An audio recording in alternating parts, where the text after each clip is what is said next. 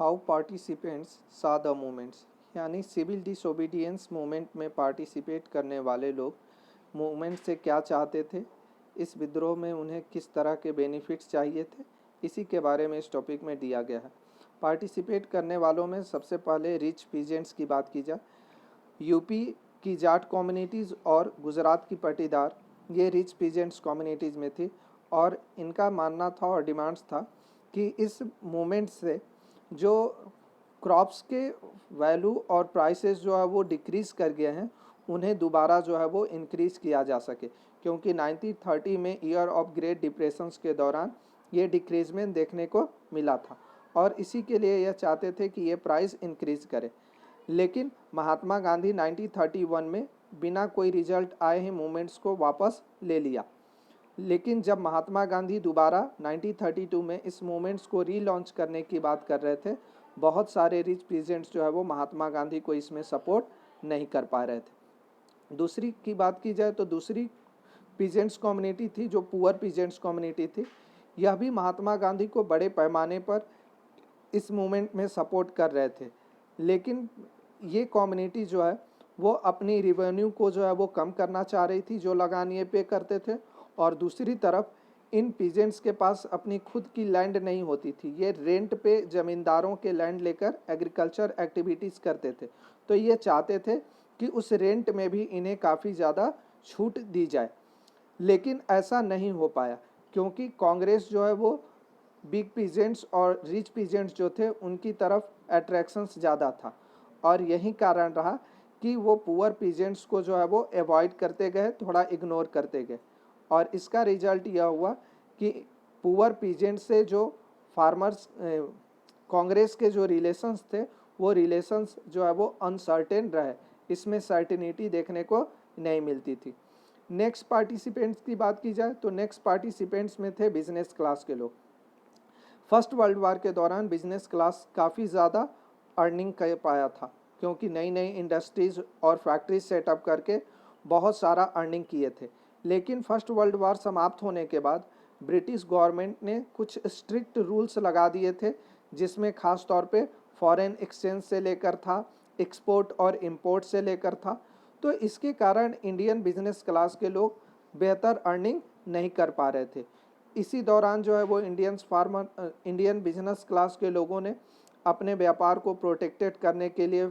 Federation of the Indian chamber of commerce and industries, जिसे हम FICCI के नाम से जानते हैं, इसकी स्थापना जो है वो 1927 में की। लेकिन इन बिजनेस क्लास के लोगों की बात की जाए तो यह चाहते थे कि महात्मा गांधी के इस मोमेंट में सपोर्ट करने से हो सकता है कि कुछ जो है वो छूट मिल जाए और इनका जो है वो ग्रोथ हो सके। दूसरी तरफ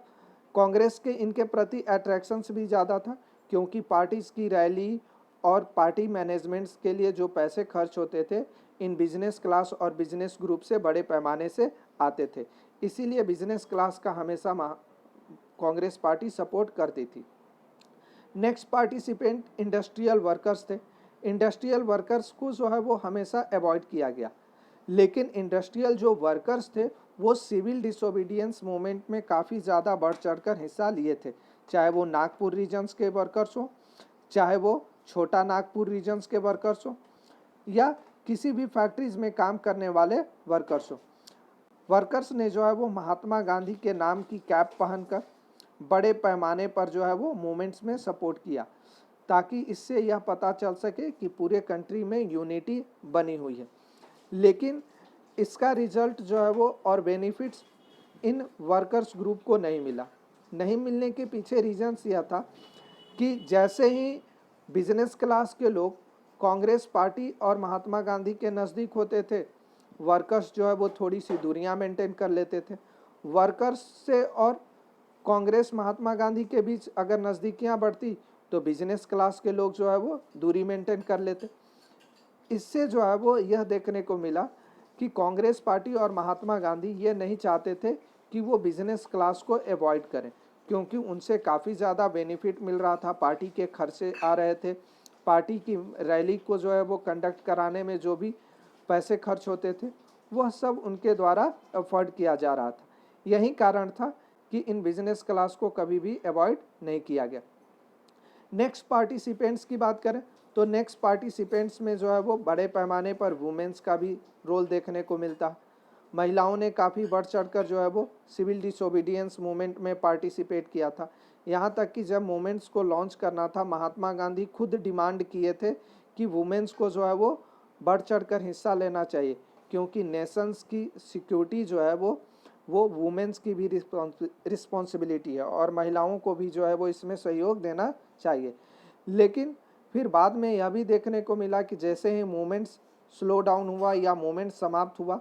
उस समय महात्मा गांधी खुद जो है वो ऐसा चाहते थे कि महिलाओं का जो दायित्व है, कर्तव्य है, वो अपने परिवार की सेवा करना, बच्चों का जो है वो देख रेख करना, अपने घर के लिए कामकाज करना और एक अच्छी जो है वो औरत बनकर उभरना। तो इस तरह के विशेष के कारण यह पता चलता है कि महिलाओं को समाज में वो अपर स्टेटस देने का काम नहीं किया जाता और इसका रिजल्ट यह भी देखने को मिला कि एक लॉन्ग टाइम तक जो है वो कांग्रेस में